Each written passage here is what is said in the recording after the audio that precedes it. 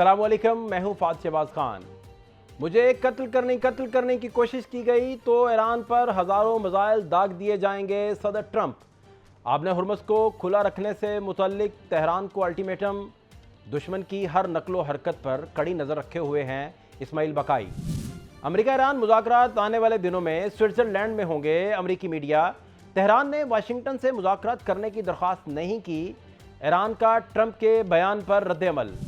Operation शुबान कामयाबी से जारी। भारतीय हिमायत याफ्ता दहशतगर्दों को चुन चुन कर निशाना बनाया जा रहा है।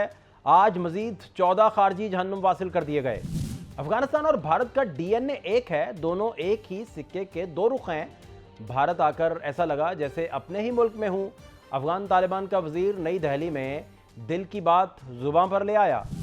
और पेट्रोल महंगा, डीजल महंगा, मिट्टी का तेल भी महंगा। हुकूमत ने पेट्रोलियम मसनूआत की कीमतों में बड़ा इजाफा कर दिया। महंगाई से परेशान आवाम को गंदम, आटा और रोटी भी महंगी मिलने लगी। हुकूमत ने पेट्रोलियम मसनूआत की कीमतों में मामूली कमी के बाद गुज़श्ता रोज़ एक बार फिर इजाफा कर दिया। और पेट्रोलियम डिवीजन की जानिब से जारी नोटिफिकेशन के मुताबिक पेट्रोल की कीमत में 13 रुपये 18 पैसे और डीजल की कीमत में 13 रुपये 80 पैसे फी लीटर इजाफा किया गया है, जिसके बाद डीजल की नई कीमत 323 रुपये 30 पैसे और पेट्रोल की नई कीमत 310 रुपये 71 पैसे फी लीटर हो गई। हुकूमत ने मिट्टी का तेल भी 11 रुपये 19 पैसे फी लीटर महंगा कर दिया। पेट्रोलियम डिवीजन के नोटिफिकेशन के मुताबिक पेट्रोल पर फी लीटर लेवी में 9 रुपये 64 पैसे इजाफा किया गया, जिसके बाद पेट्रोल पर फी लीटर लेवी 80 रुपये हो गई। और आज 11 जुलाई है और आज की कीमतों का अगर जायजा लें तो 28 फरवरी को अमेरिका और इसराइल के ईरान पर हमले के वक्त की कीमतों से तकाबली जायजा करें तो इस वक्त आलमी मंडी में फी बैरल खाम तेल की कीमत $72 थी, जो आज $71.41 है। यानी इंटरनेशनल मार्केट में कीमत कम है, लेकिन सार्फिन को आज फी लीटर पेट्रोल 310 रुपये 71 पैसे का मिल रहा है, जबकि 28 फरवरी को यह कीमत 260 रुपये थी। इसी तरह 28 फरवरी को हुकूमत फी लीटर पेट्रोल पर लेवी 84 रुपये 40 पैसे वसूल करती थी, जो आज 80 रुपये ले रही है। इसी तरह पेट्रोल पर कस्टम्स ड्यूटी, जो इस वक्त 19 रुपये 32 पैसे है, ईरान पर हमले के वक्त 18 रुपये थी। फरवरी के महीने में हुकूमत क्लाइमेट सपोर्ट लेवी की मद में 2.5 रुपये ले रही थी, जिसमें 100% इजाफा कर दिया गया और अब ये 5 रुपये है। पेट्रोलियम मसनूआत की कीमत में इजाफे के साथ गंदम की कीमत में होशरबा इजाफा हो रहा है, जिसकी वजह से कराची में आटे के बहरान का खदशा है। और इस वक्त कराची में आटा 170 रुपये फी किलो में फरोख्त हो रहा है। वज़ीर-ए-आज़म ने गंदम की कीमतों में इजाफे का नोटिस लिया है और इसके अलावा लाहौर के तनूरों पर भी रोटी 20 रुपये में मिल रही है, जबकि हुकूमत ने इसकी कीमत 14 रुपये मुकर्रर कर रखी थी। तनूर मालिकान रोटी की कीमत बढ़ाने की वजह LPG और महंगे आटे को करार दे रहे हैं। मईशत से जुड़ी एक खबर यह भी है कि एशियाई तरक्याती बैंक ने जारी माली साल के लिए पाकिस्तान की माशी शरह नमू का तखमीना कम करके 3.7% कर दिया है, जो जनूबी एशिया में अफगानिस्तान, मालदीव के बाद तीसरे कम तरीन सतह पर है। बैंक ने इसी दौरान महंगाई की पेशगोई बढ़ाकर 8.3% कर दी है, जो बांग्लादेश के बाद खित्ते में दूसरी बुलंद तरीन शरह है। दूसरी तरफ गुज़श्ता माली साल में पाकिस्तान में रिकॉर्ड 41.6 अरब डॉलर्स की तरसीलात ज़र मौसूल हुई। स्टॉक मार्केट भी नए रिकॉर्ड बनाने की पोजीशन में लग रही है, जबकि सरमायाकारों की तादाद 5,83,000 से तजावुज़ कर गई है। क्या ये दादोशुमार मईशत और कौमी मईशत के लिए हौसला अफजाकुन है? और इसके अलावा वाशिंगटन में पाकिस्तान और अमेरिका के तजारती मुआहदे के सिलसिले में मुज़ाकरात हुए। तर्जमान दफ्तर खारजा के मुताबिक मुज़ाकरात खुशगवार माहौल में हुए, जिसमें फ़रीक़ैन ने इख्तलाफात दूर किए, ताहम मुज़ाकरात को जल्द कोई हतमी शक्ल दी जा सके। ये बातचीत ऐसे वक्त में हुई है जब 1974 के ट्रेड एक्ट के सेक्शन 122 के तहत आयद करदा 10% आर्जी अमरीकी टैरिफ इस महीने ख़त्म हो रहा है, जबकि फ़रीक़ैन आर्जी तजारती इक़दाम के सिलसिले में इसको ज़्यादा मुस्तहकम और दो तरफ़ा फ्रेमवर्क से बदलने के ख्वाहां हैं। पाकिस्तान अमेरिका को जो इस वक्त इसकी बरामदात हैं उसकी सबसे बड़ी वाहिद मुल्क मंडी है और अपनी बरामदात पर कम ड्यूटी के ख्वाहां हैं। इसी हवाले से बात करने के लिए मिफ्ता इस्माइल साहब हमारे साथ हैं जी। साबिक वज़ीर ख़जाना हैं, मौजूदा सेक्रेटरी जनरल हैं अवाम पाकिस्तान पार्टी के, किसी तारुफ के मोहताज नहीं है। बहुत शुक्रिया मिफ्ता भाई वक्त देने के लिए। मिफ्ता भाई, लेवी फिर बढ़ गई और अभी वहाँ कॉन्फ्लिक्ट शुरू ही हुआ है, तो यहाँ लोग पूछ रहे हैं सोशल मीडिया पे कि भाई कौन सा महंगा पेट्रोल यहाँ आ गया था कि आपने फौरी कीमतें बढ़ा दी हैं। आलमी मंडी में अभी भी जो ट्रेड हो रहा है आज के दिन तक वो 71 41 پہ ڈالر پہ ہو رہا ہے 11 جولائی کی جو قیمت ہے، اور 28 کو جب یہ ہو رہا تھا 28 فروری 2026 کو تو یہ 72 پہ تھا 72 پہ، اور اب جو ہے لیوی 80 روپے کر دی گئی ہے، اور اب ملک میں جو قیمت ہے وہ 310 روپے اور 71 پیسے ہو گئی ہے پیٹرول کی۔ میں آپ سے جاننا یہ چاہ رہا ہوں کہ اس کی آپ وجہ کیا دیکھتے ہیں؟ بھلے جو وزیر پیٹرولیم ہے وہ کہہ رہے ہیں کہ ہم اسے اس معاملے سے ہم نکلنا چاہ رہے ہیں، اسی طرح کا بیانات جو ہیں عمران خان صاحب کے دور میں بھی آنا شروع ہو گئے تھے کہ ہم اس معاملے سے نکلنا چاہ رہے ہیں۔ ایگزیکٹلی آپ گائیڈ کیجئے، یہ کیا ہے معاملہ، ایگزیکٹلی ہے کیا مفتاح بھائی؟ سر حقائق پہلے آپ کے سامنے رکھ دیتے ہیں۔ حکومت جو پیٹرول کی قیمت کرتی ہے وہ ایک تو پیٹرول کی کمپنیوں کو کہا ہوا ہے کہ آپ 21 دن کا پیٹرول پاکستان میں رکھیں، اور ان کے پاس عموماً 21 دن سے زیادہ ہوتا ہے۔ تو یہ جو پیٹرول جو آج ہم استعمال کریں گے وہ کم از کم 15 دن پہلے کی خریداری ہوگی، 21 دن کی خریداری ہوگی، تو اس پہ تو قیمت کا کوئی اثر نہیں ہے، اور انفیکٹ قیمت کا کوئی اثر نہیں آیا ہے پچھلے 15 دن کی پرائس پہ یا 7 دن کی پرائس پہ۔ اور جو پیٹرول میں قیمتیں بڑھی ہیں اس کی ایک وجہ تو ہے وہ حکومت نے اپنے ٹیکس بڑھا دیے، 9 روپے اپنا ٹیکس بڑھا دیا۔ اس کے علاوہ پیٹرول کے اوپر انہوں نے 4 روپے اور 82 پیسے غالباً جو ہے وہ فورن ایکسچینج کی مد میں انہوں نے بڑھا دیا کہ ایکسچینج ریٹ الگ ہو گیا۔ یہ بات فہم سے قابل فہم نہیں ہے۔ اس کی وجہ یہ ہے کہ ایکسچینج ریٹ تو چینج ہی نہیں ہوا ہے پاکستان میں، تو پاکستان میں 4 روپے 29 پیسے ایکسچینج کے اندر آپ کیوں دے رہے ہیں، یہ سمجھ سے باہر ہے۔ تو یہ جو 13 روپے بڑھے ہیں اس میں 12 روپے 82 پیسے تو میں نے آپ کو بتا دیے کہ اسی لیے بڑھے ہیں۔ اور جو دوسری بات سمجھنے کی وہ یہ کہ 80 روپے لیوی ہے اور 5 روپے کلائمیٹ لیوی، یعنی کہ 85 روپے ٹیکس ہے پیٹرول کے اوپر۔ اچھا، پاکستان میں عموماً چیزوں کے اوپر سیلز ٹیکس ہوتا ہے، جو پیٹرول پہ ہم لگاتے ہیں اس کو ہم لیوی بولتے ہیں۔ تو سیلز ٹیکس ہمارے یہاں 18% ہوتا ہے، تو 18% کے حساب سے 40 روپے بننے چاہیے، لیکن حکومت نے 85 روپے رکھا ہے۔ اس کا مطلب ہے کہ وہ 38% ٹیکس لے رہے ہیں پیٹرول کے اوپر، اور جو 1/3 پیٹرول کی قیمت ہے 100 روپے، وہ کسٹم ڈیوٹی اور سیلز ٹیکس کی مد میں یا لیوی کی مد میں حکومت کے پاس جا رہا ہے۔ تو جو 311 روپے دے رہے ہیں آپ، اس میں سے تقریباً 111 روپے آپ سمجھ لیجئے کہ حکومت کے ٹیکسز ہیں، 50 روپے جو ہیں وہ کمپنیوں کے منافع ہیں، اور 150 روپے کا ہم کو پیٹرول پڑتا ہے۔ تو یہ ریلی حکومت کی پالیسیز ہیں جس کی وجہ سے یہ مہنگی ہوئی ہے۔ حکومت چاہے تو اپنا ٹیکس کم کر دے تو قیمت کم ہو جائے، حکومت نے قیمت بڑھانے کے لیے اپنا ٹیکس بڑھا دیا۔ تو اس جانب کیوں نہیں دیکھا جاتا کہ آپ ٹیکس نارملائز کریں یا لیوی اپنا کم کریں اور عوام کو ریلیف مل جائے؟ اس کی بنیادی کیا وجہ ہے؟ آپ چونکہ پاور کوریڈورز کا حصہ رہے، تو کیا وجہ ہوتی ہے بیسیکلی اس طرح کی پالیسیز کی؟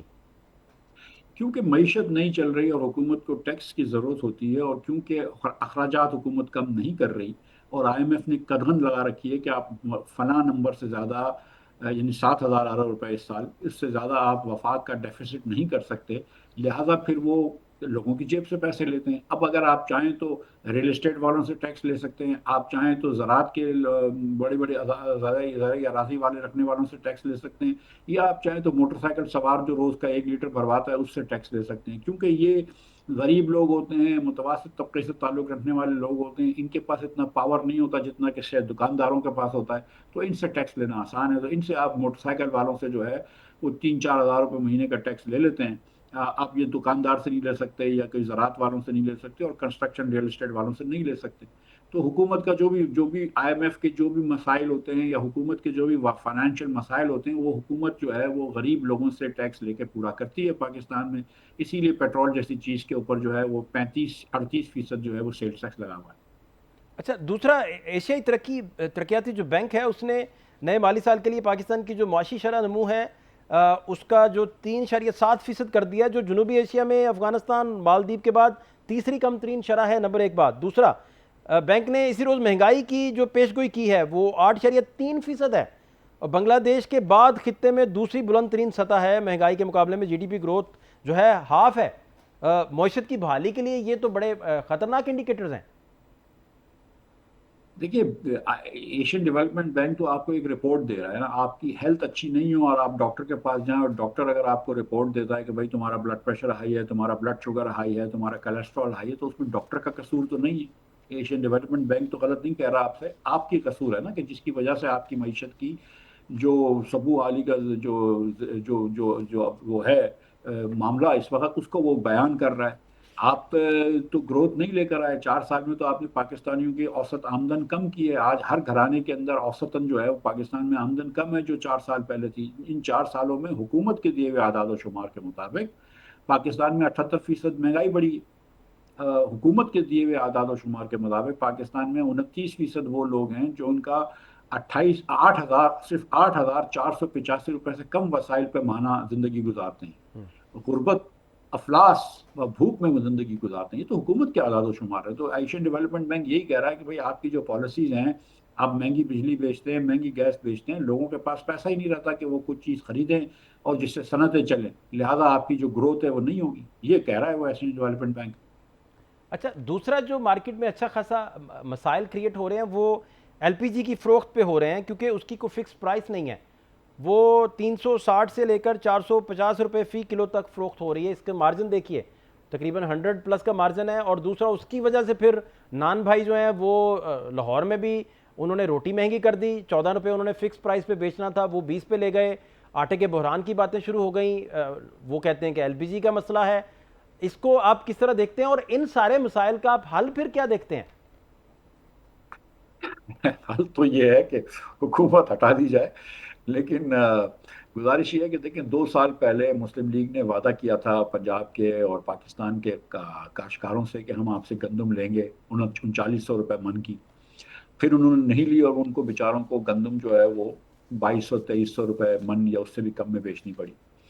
پچھلے سال بھی جو گندم کسانوں سے آپ نے خریدی وہ 2000 روپے من پہ خریدی، 50 روپے، اور ہر کسان کا اس میں دیوالیہ نکل گیا اور کسان نے نقصان کیا. تو اس سال کسان نے گندم کم لگائی. اب جب گندم کم لگائی ہے تو پھر گندم مہنگی ہو گئی ہے، گندم کی شارٹیج ہو گئی. نہ حکومت جو ہے وہ گندم کا امپورٹ کا کوئی کام کر رہی ہے، اور گندم جو ہے وہ یہاں پہ 115-117 روپے تک کی ہو گئی تھی. اب میرے خیال سے 115 یا 110 روپے کی، آج بھی 112 روپے کی گندم. تو جب گندم مہنگی ہو جائے گی تو ظاہر ہے آٹا مہنگا ہو جائے گا. حکومت چاہے جو بھی ڈی سی صاحب یا جو بھی اے سی صاحب یا صاحبہ جو ہیں جو بھی قیمت لکھ دیں روٹی کی، گندم اگر مہنگا ہوگا تو وہ آٹا کا اس کو مہنگا، یا آٹا سستا مہنگا ملے گا تو وہ اس میں مہنگا بیچے گا. اس کے بعد یہ ایل پی جی کے جو کاروباری ہیں وہ بھی اس کا فائدہ اٹھاتے ہیں. اور کہیں دیکھیں کبھی کبھی جو ہے مثال کے طور پہ کبھی لاہور کے اندر شارٹیج ہو گئی، کبھی گجرانوالہ میں شارٹیج ہو گئی، کبھی سرگودا میں شارٹیج ہو گئی، کہیں کراچی میں شارٹیج ہو گئی، ساہیوال میں شارٹیج ہو گئی، تو وہ کیا کرتے ہیں کہ فوراً قیمت بڑھا لیتے ہیں. تو حکومت اس کا بھی کوئی سدباب نہیں کرتی. حکومت جو ہے وہ جب بھی فہد بھائی دیکھا گیا ہے کہ جب حکومت عوام اور کمپنیوں کے مقابلے آمنے سامنے ان کے مفادات ہوتے ہیں تو حکومت نے ہمیشہ کمپنیوں کا ساتھ دیا ہے، عام لوگوں کا ساتھ نہیں دیا. بہت شکریہ مفتاح اسماعیل صاحب جی ہمارے ساتھ موجود تھے، سابق وزیر خزانہ اور سیکرٹری جنرل عوام پاکستان پارٹی. بڑی ڈیٹیل سے اپنا پوائنٹ آف ویو دے رہے تھے. شارٹ بریک ایک پروگرام میں شامل کریں گے، ہمارے ساتھ رہیے.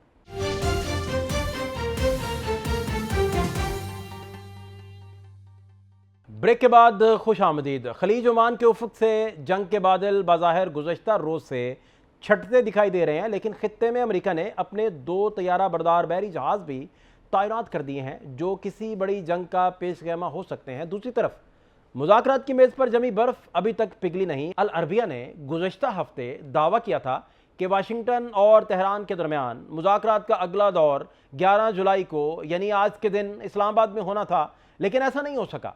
اب امریکی میڈیا کی جانب سے یہ کہا جا رہا ہے کہ مذاکرات آنے والے دنوں میں سوئٹزرلینڈ میں ہوں گے، لیکن مذاکرات کار ممالک میں نہ ہی ثالثیوں نے اس کی تصدیق کی ہے. اور اس کے علاوہ امریکہ نے ایران کو الٹیمیٹم دیا ہے کہ آج آبنہ ہرمز میں حملے روکنے اور رستہ کھلا رکھنے کا اعلان کرے. امریکی ویب سائٹ ایکزیوس نے یہ بیان 3 امریکی عہدیداروں کے حوالے سے رپورٹ کیا ہے، جبکہ امریکی اخبار وال اسٹریٹ جرنل نے لکھا ہے کہ ایران اپنی سرزمین افزودہ یورینیم کا کنٹرول امریکہ کے حوالے نہیں کرتا تو جوہری معاہدہ ممکن نہیں ہوگا. اس کے علاوہ سی این این نے ایران کی جوہری تنصیبات سے متعلق ایک رپورٹ نشر کی ہے جس کے مطابق ایران ممکنہ طور پر اپنی جوہری تنصیبات کو دوبارہ تعمیر کرنے کی کوشش کر رہا ہے، جس پر امریکی نشریاتی ادارے نے تہران کی جانب سے مفاہمتی یادداشت کے خلاف ورزی سے متعلق سوال اٹھایا ہے. ادھر امریکہ کے صدر ڈونلڈ ٹرمپ نے کہا ہے کہ 1000 میزائل ایران کی جانب نشانہ باندھے ہوئے ہیں. اگر ایران نے انہیں قتل کی دھمکی دی اور اس پر عمل کرنے کی کوشش کی تو مزید ہزاروں میزائل داغے جائیں گے اور ضرورت پڑنے پر امریکی فوج کو ایران کے تمام علاقے مکمل طور پر تباہ کرنے کے احکامات دیے جائیں گے. صدر ٹرمپ نے گزشتہ روز یہ دعویٰ کیا تھا کہ تہران نے مذاکرات جاری رکھنے کی ان سے درخواست کی ہے جسے انہوں نے قبول کر لیا ہے، لیکن ایرانی وزارت خارجہ کے ترجمان اسماعیل بقائی نے اس کی تردید کی ہے کہ ایران نے امریکہ سے مذاکرات کرنے کے لیے کوئی درخواست نہیں کی۔ رائٹرز کے مطابق ایران نے خبردار کیا ہے کہ اگر امریکہ مفاہمتی یادداشت کی کسی بھی شق کی خلاف ورزی کرتا ہے تو ایران بھی اس کی نوعیت کا جواب دے گا۔ دوسری جانب قطر کا ایک وفد تہران اور واشنگٹن کے درمیان کشیدگی کم کرنے کی کوششوں کے سلسلے میں گزشتہ روز ایران میں مذاکرات مکمل کر کے واپس روانہ ہو گیا، جبکہ ایرانی وزیر خارجہ عباس اراغچی نے آج مسقط میں عوانی ہم منصب سے ملاقات کی اور خطے کی صورتحال خصوصاً آبنہ ہرمز سے متعلق امور پر تبادلہ خیال کیا گیا۔ ایران اور عمان کے درمیان وزرائے خارجہ کے درمیان اسلام آباد مفاہمتی یادداشت کی شق 5 کی بنیاد پر آبنہ ہرمز سے جہازوں کی محفوظ آمد و رفت کے لیے مناسب طریقہ کار پر تبادلہ خیال کیا گیا، اور یہ دورہ ایسے وقت میں ہو رہا ہے جب حالیہ دنوں میں امریکہ اور ایران کے درمیان باہمی حملوں کے بعد آبنہ ہرمز کے حوالے سے کشیدگی میں اضافہ دیکھا جا رہا ہے۔ وزیراعظم شہباز شریف نے جمعے کو ایرانی صدر مسعود پزشکیان سے ٹیلی فون پر گفتگو کرتے ہوئے خطے میں حالیہ کشیدگی پر گہری تشویش کا اظہار کیا تھا۔ وزیراعظم کا کہنا تھا کہ مفاہمتی یادداشت خطے اور اس سے باہر باہمی افہام و تفہیم، احترام اور مشترکہ خوشحالی کے فروغ کے لیے پائیدار بنیاد فراہم کرتی ہے۔ اس کے علاوہ یہ خبریں بھی آ رہی تھیں کہ مصر بھی ثالثی کی کوششوں میں مصروف ہے۔ جہاں تک بحیرہ عرب میں U S S Abraham Lincoln اور U S S George H W Bush کی تعیناتی کا تعلق ہے، تو اس حوالے سے نیو یارک پوسٹ نے لکھا کہ اس قدم کا مقصد آبنہ ہرمز کے اطراف سیکیورٹی کو مزید مضبوط کرنا ہے اور ضرورت پڑنے پر تہران پر دباؤ بڑھانا ہے، اور یہ تعیناتی ایسے وقت میں کی گئی ہے جب آبنہ ہرمز میں تجارتی جہاز رانی پر حملوں کے خدشات بڑھ رہے ہیں۔ اس کے علاوہ امریکہ نے اسرائیل کے اپنے F-22 اسٹیلتھ طیاروں کا اسکواڈن بھی واپس بلوا لیا ہے، اور ایران نے کہا ہے کہ مسلح افواج دشمن کی ہر نقل و حرکت پر نظر رکھے ہوئے ہے۔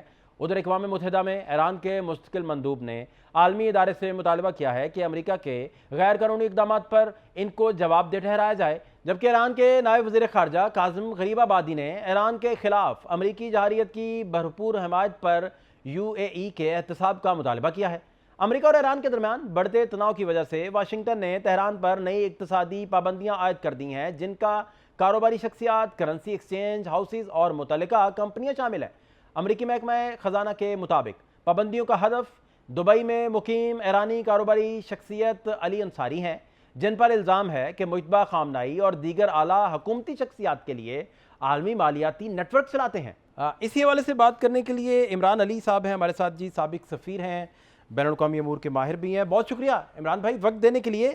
سر، ایک تو یہ صورتحال ہے کہ امریکی میڈیا کے مطابق پاکستان نے، قطر نے، مصر اور سعودی عرب نے امریکی اور ایرانی حکام سے کشیدگی کم کرنے کے لیے ٹیلی فونک رابطہ کیا تو حالات ذرا نارملائز ہو گئے، لیکن جو اصل بات ہے وہ یہ ہے کہ ٹرمپ کہہ رہے ہیں کہ مجھے قتل کرنے کی کچھ سازش ایران جو ہے وہ رچانے کی کوشش کر رہا ہے، اور انہیں اسرائیل نے انٹیلیجنس کچھ چیزیں دکھائی ہیں جس کی کھرا جو ہے وہ اسی طرف جاتا ہے۔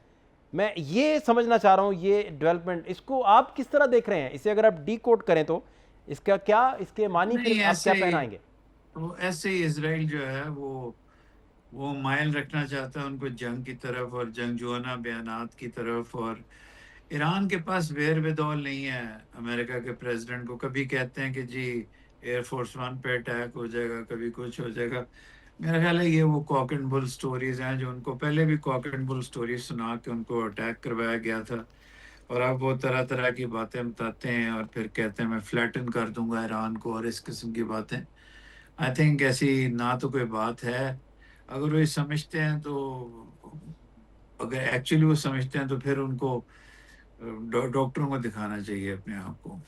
اچھا، یہ تو بلکہ آپ جو بات کر رہے ہیں ایگزیکٹلی کچھ دیر پہلے تک وہ اسرائیل کو کہہ رہے تھے کہ بھئی آپ کا جو سارے کا سارا ڈیفنس سسٹم ہے وہ تو ہمارا مرہون منت ہے، اور ان کے ڈیفنس کا جو اسلوب اور طریقہ کار تھا، جنگ کی اسٹریٹجی تھی، اسے وہ چوک چوراہے میں لے آئے۔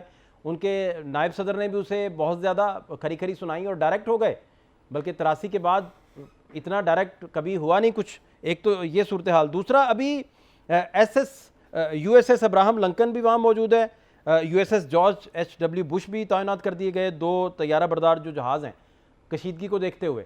تو آپ کیا سمجھتے ہیں کہ نارملائز ہے؟ لیکن امریکن میڈیا یہ بھی کہہ رہا ہے کہ کچھ دنوں تک یہ مذاکرات کی میز پر بیٹھیں گے اور بات پھر آگے بڑھے گی۔ اس کے ساتھ ہی سی این این یہ پروپیگنڈا کر رہا ہے کہ ایران دوبارہ سے اپنا نیوکلیر پروگرام جو ہے وہ اسے سیٹ کرنے کے لیے بڑی توگ و دو کر رہا ہے اور بڑی چیزیں کر رہا ہے وہ، کیونکہ ماؤتھ پیس بھی ہے سی این این، آپ کو پتہ ہے.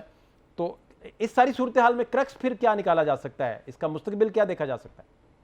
دیکھیں کرکس یہ ہے کہ ایران کو اب نہ ہرمز کے اوپر ان 60 ڈیز میں یا ان سے پہلے اسپیشلی جب سپریم لیڈر شہید کی رسومات ہو رہی تھی، ایران کو اٹیک نہیں کرنا چاہیے تھا ویسلز کے اوپر. یہ کئی دفعہ آپ اپنا ہینڈ اوور پلے کر دیتے ہیں. ٹھیک ہے آرٹیکل 5 کے تحت ان کے پاس اتھارٹی تھی لینز ڈیوائز کرنے کی، لیکن ہوتا یہ ہے کہ ان کو یہ 60 ڈیز سکون سے دیکھنا چاہیے کہ کیا سینکشنز ریلیف مل رہی، کیا چیز مل رہی، کیونکہ جغرافی تو ان کے ساتھ ہے.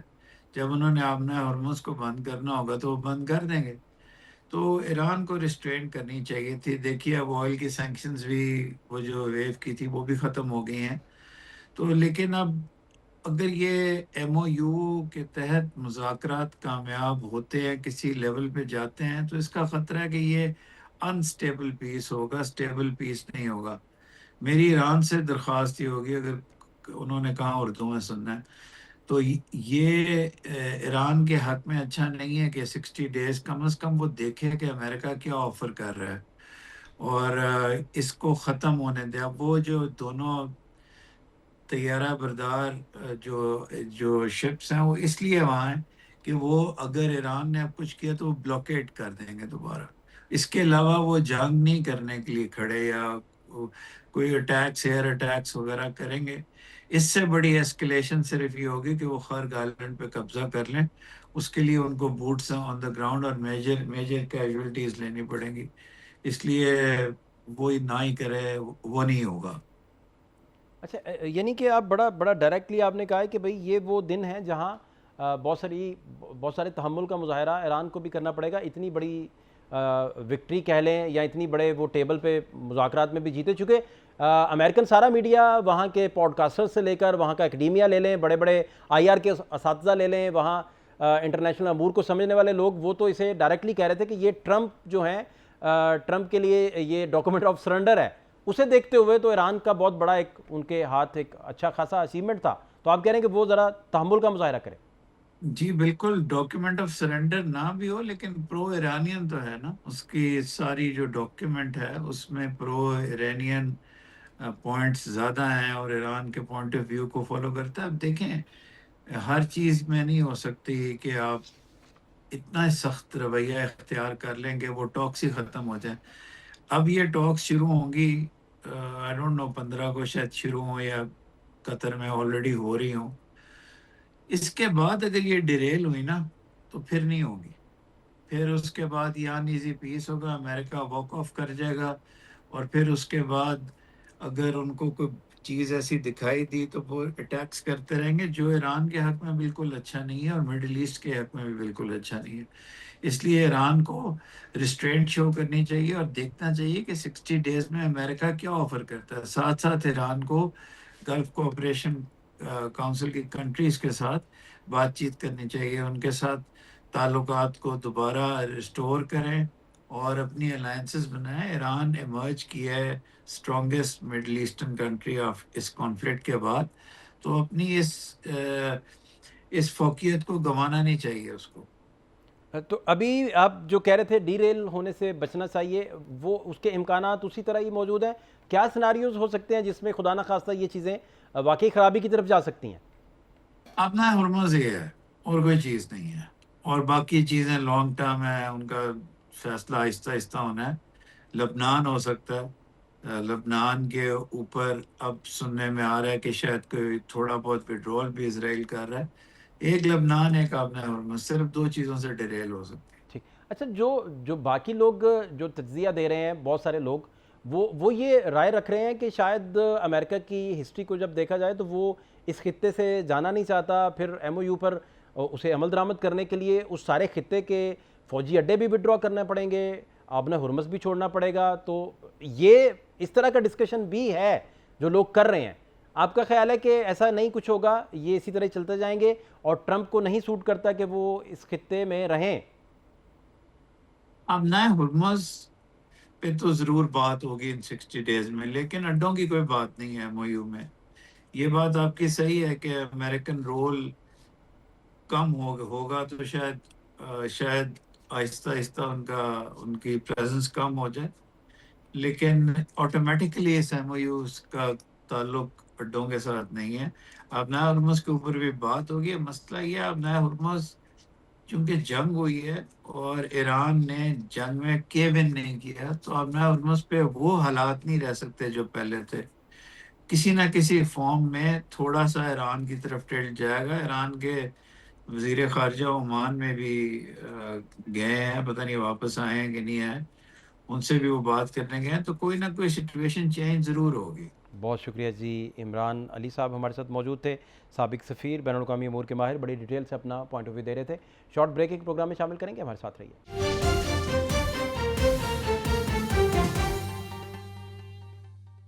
بریک کے بعد خوش آمدید. بلوچستان سے فتنۃ الہندوستان کے دہشت گردوں کا کلا کما کیا جا رہا ہے اور سیکیورٹی فورسز بھارتی حمایت یافتہ خوارج کو چن چن کر واصل جہنم کر رہی ہے.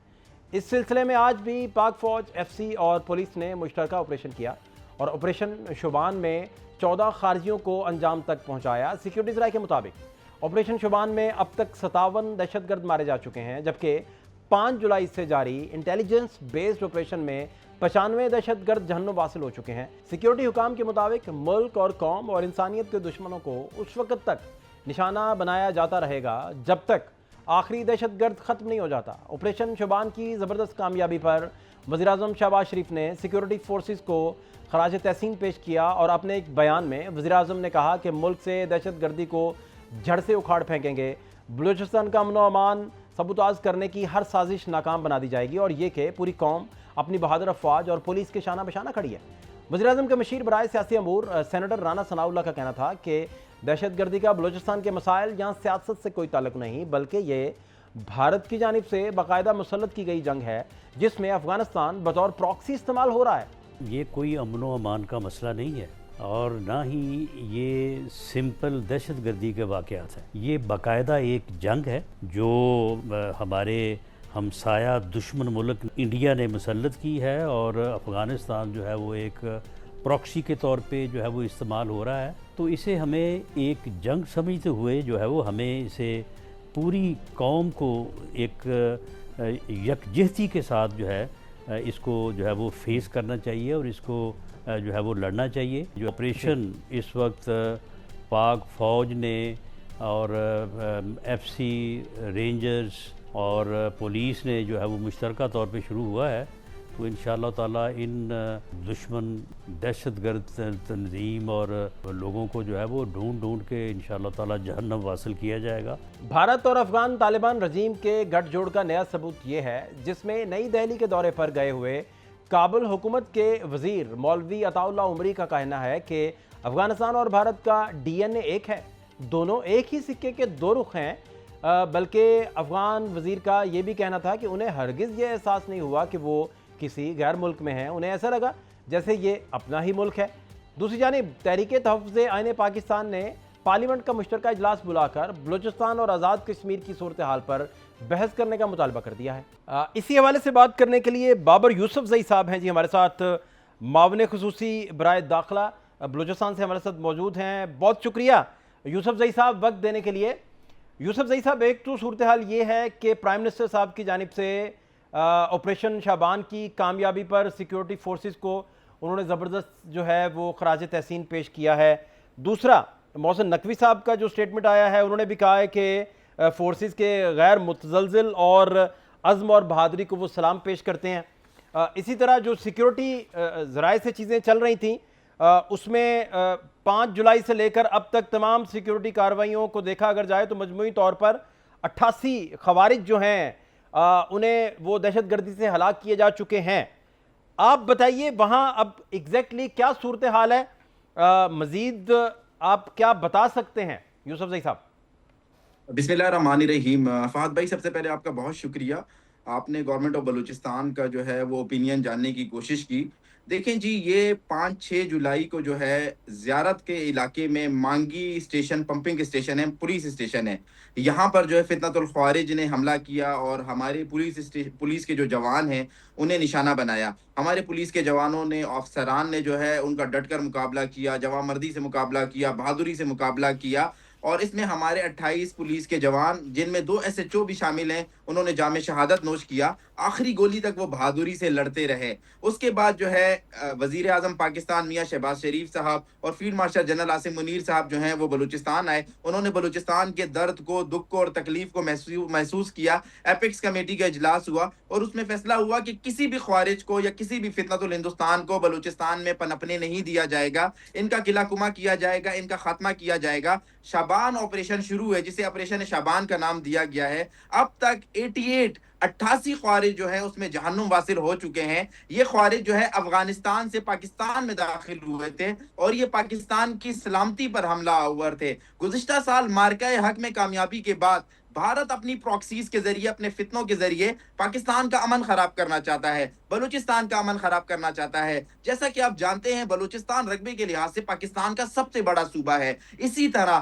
2100 کلومیٹر سے زائد رقبے پر جو ہے ہمارے ساتھ 2 ملکوں کے بارڈر ہیں. افغانستان کے ساتھ ہمارا 1260 کلومیٹر پر بارڈر ہے اور ایران کے ساتھ 900 کلومیٹر پر بارڈر ہے. تو یہ خوارج جو ہیں یہ دشوار گزار پہاڑی علاقوں سے، ریگستان سے، صحراؤں سے، یہ اپنے آقا کی آشیرواد سے جو ہے بلوچستان میں داخل ہوتے ہیں. بلوچستان میں جو اس وقت حالات ہیں یہ ایک اسپانسرڈ دہشت گردی ہے. اس دہشت گردی کو بھارت اسپانسرڈ کر رہا ہے مارکہ حق میں اپنی ہزیمت کو چھپانے کے لیے، اپنی شکست کو چھپانے کے لیے جو ہے وہ اب ان اچھا پراکسیز کو یوسف جو جی ہے صاحب، پاکستان جو بھیج رہا ہے. افغان وزیر ہیں وہ جب انڈیا کا دورہ کرتے ہیں تو وہ کہتے ہیں کہ بھارت اور افغانستان کا جو DNA ہے اس میں مماثلت ہے. اب اس کو جب تجزیہ کار اپنے معنی دیتے ہیں اور اس کی تشریح کرتے ہیں یا ڈی کوڈ کرتے ہیں ان فکروں کو، تو وہ یہ کہتے ہیں کہ بیسیکلی مودی کی پشت پناہی اور طالبان رجیم کی سرپرستی میں پاکستان کی جو دہشت گردی ہے اس کو فروغ ملا ہے، جو باتیں ایگزیکٹلی آپ بھی کر رہے ہیں. اس کے تدارک کے لیے، اس کی پیش بندی کے لیے گورنمنٹ کیا اقدام کر رہی ہے؟ کیسے اس کو شکست دینے کے لیے سارے پرعزم ہیں؟ اس پہ آپ پلیز کیا گائیڈ کر سکتے ہیں؟ دیکھیں بالکل آپ نے بالکل صحیح کہا. آپ نے ایک ملک کا نام نہیں لیا، میں اس کا نام بھی ایڈ کرتا چلوں کہ یہ جو اسپانسرڈ دہشت گردی ہے اس میں اسرائیل بھی ملوث ہے. ہندوستان، اسرائیل اور افغانستان، انہیں جو فنڈنگ ہو رہی ہے وہ اسرائیل سے اور انڈیا سے ہو رہی ہے اور جو فیسیلیٹیٹر ہے وہ افغانستان ہے. افغانستان فیسیلیٹیٹ کر رہا ہے. یہ جتنے بھی دہشت گرد ہیں ان کی محفوظ پناہ گاہیں افغانستان میں موجود ہیں، ان کے ٹریننگ کیمپس افغانستان میں موجود ہیں. اور اس وقت جو افغانستان میں ایک مسلط شدہ TTA طالبان ریجیم بیٹھی ہوئی ہے وہ ان کو فیسیلیٹیٹ کرتی ہے. یہ افغانستان کے راستے جو ہے بلوچستان میں داخل ہوتے ہیں اور بلوچستان کے امن کو جو ہے یہ سبوتاز کرتے ہیں. تدارک ہم کیا کر رہے ہیں؟ ہم نے نیشنل ایکشن پروونشل پلان لے کر آئے ہیں، اس پر ہم عمل درآمد کرا رہے ہیں. جیسا کہ میں نے آپ کو بتایا کہ یہ 1260 کلومیٹر ہے ہمارا افغانستان کے ساتھ سے. تو یہ جو ہے کئی جگہوں پر آ کر جو وہ خاردار تاریں لگی ہوئی ہیں انہیں کاٹ کر یہ اندر داخل ہوتے ہیں. ہم نے بارڈر کے اوپر پیٹرولنگ زیادہ کر دی ہے. ہماری FC، ہماری آرمی، ہماری پولیس روزانہ کی بنیاد پر جو ہے ان کا مقابلہ کر رہی ہے، جانوں کی قربانیاں دے رہی ہے. ہم عوام کو یہ شعور دینے کی کوشش کر رہے ہیں کہ یہ آپ کی نسلوں کے دشمن ہے، یہ پاکستان کے دشمن ہے، یہ پاکستان کی ترقی کے دشمن ہے. اچھا یوسف ان کا جی صاحب، مقابلہ یہ بڑا کرنا ہے. امپورٹنٹ آپ نے نقطہ چھیڑا ہے. عوام تک اس سارے نیریٹو کو پہنچانے کے لیے یا ان کے ساتھ کنیکٹیوٹی کے لیے آپ کی گورنمنٹ، آپ کا جو داخلہ کا محکمہ ہے، خاص طور پر حکومت جو ہے، وہ کیا کر رہی ہے؟ دیکھیں ہم جو ہے نا بلوچستان کی عوام کو آگاہی دے رہے ہیں، ایک کمپین چلا رہے ہیں، انہیں شعور دے رہے ہیں کہ یہ جو دہشت گرد ہیں یہ آپ کی نسلوں کے مستقبل ہیں. ہم یوتھ انگیجمنٹ پہ کام کر رہے ہیں، ہم بچوں کے ساتھ، اسکول کے بچوں کے ساتھ، یونیورسٹی کے بچوں کے ساتھ بہت سارے سیشن کر رہے ہیں. اس کے ساتھ ساتھ ہمارے جو کپتان ہیں وزیر اعلیٰ بلوچستان میر سرفراز بگٹی، وہ کور کمانڈر بلوچستان جو ہیں ان کے ساتھ مل کر، گورنر کے ساتھ مل کر ہر ضلع میں جرگے کا انعقاد کرتے ہیں. ہر ضلع میں اس ضلع کا جو منتخب نمائندہ ہے اس کے ساتھ جاتے ہیں اور ہزاروں لوگوں سے وہ خطاب کرتے ہیں، انہیں اس حوالے سے اویئر کرنے کی کوشش کرتے ہیں. یہ جو جنگ ہے ہمیں یہ سمجھنے کی کوشش ہے یہ ایک لاحاصل جنگ ہے اور اس جنگ کا مقصد جو ہے پاکستان کو ڈیسٹیبلائز کرنا ہے. اس کا مقصد پاکستان کو ڈسٹرب کرنا ہے. یہ صرف بلوچستان کی جنگ نہیں ہے، یہ پوری پاکستان کی جنگ ہے. اس جنگ میں سوسائٹی کے ہر حصے نے، اس جنگ میں کمیونٹی کے ہر فرد نے، آپ نے، میں نے، میڈیا نے، پولیٹیشن نے، ہم سب نے اپنا حصہ ڈالنا ہوگا کیونکہ دشمن یہ چاہتا ہے کہ وہ پاکستان کو نقصان پہنچائے، اور بلوچستان کو اگر وہ نقصان پہنچائے گا تو اس کا الٹیمیٹ نقصان جو ہے وہ پاکستان کو پہنچے گا، وہ بلوچستان کی معیشت کو نقصان پہنچانا چاہتا ہے۔ اس کے پیچھے اگر آپ دیکھیں جو عوامل ہیں، وہ نہیں چاہتے کہ سی پیک کامیاب ہو، وہ نہیں چاہتے گوادر پورٹ فنکشنل ہو، وہ نہیں چاہتے ریکوڈک کا جو منصوبہ ہے وہ کامیاب ہو۔ یوسف زئی صاحب، جو دہشت گردی کو لے کر انڈیکس ہے، گلوبل ٹیررزم انڈیکس 2026، اس میں پاکستان پہلے نمبر پر ہے، اور معاشی اگر بات کریں تو 150 ارب ڈالر سے زائد کا معاشی نقصان برداشت کر چکے ہیں۔ دوسرا think tank Pakistan institute for conflict and security studies کی جو جون کی رپورٹ ہے، انہوں نے عسکریت پسندوں کے 118 حملے ریکارڈ کیے جو مئی کے مقابلے میں 8% کم تھے، اور انہوں نے شہادتوں کی تعداد اور یہ سارا کچھ بھی بیچ میں لکھا ہے۔ میں جاننا آپ سے یہ چاہ رہا ہوں کہ اب گورنمنٹ کیا دیکھ رہی ہے، اس کی پیش بندی آپ کیسے کریں گے، لوگوں کے ساتھ کنیکٹیوٹی کیسے کریں گے، کیونکہ جو نمبرز ہیں انٹرنیشنلی بھی جو آ رہے ہیں وہ تو بہت زیادہ سنگین نمبرز ہیں بیسیکلی۔ فہد بھائی دیکھیں، جیسا کہ آپ نے یہ مجھے نمبرز بتائے، ایک بات تو میں آپ کو واضح کر دوں، 90,000 سے زائد جانوں کی ہم نے دہشت گردی کے خلاف جنگ میں قربانی دی ہے، جس میں 80,000 ہمارے سویلین، شہری، بزرگ، بچے، خواتین شامل تھیں، اور 10,000 سے زائد ہمارے سیکیورٹی فورسز کے جوان، پولیس کے، آرمی کے، ایف سی کے اور افسران شامل تھے، جنہوں نے اس ملک کے دیرپا امن کے لیے قربانیاں دی ہیں۔ اب ہم کسی کو اجازت نہیں دیں گے کہ وہ ہمارے دفاع سے، ہماری سالمیت پر یا ہماری خود مختاری کے اوپر حملہ آور ہو۔ بہت شکریہ بابر یوسف زئی جی، معاون خصوصی برائے داخلہ بلوچستان سے ہمارے ساتھ موجود تھے، بڑی ڈیٹیل سے اپنا پوائنٹ آف ویو دے رہے تھے۔ پروگرام کا وقت ختم ہوا چاہتا ہے، فاتح شہباز خان کو اجازت دیجیے، اللہ نے کے بعد۔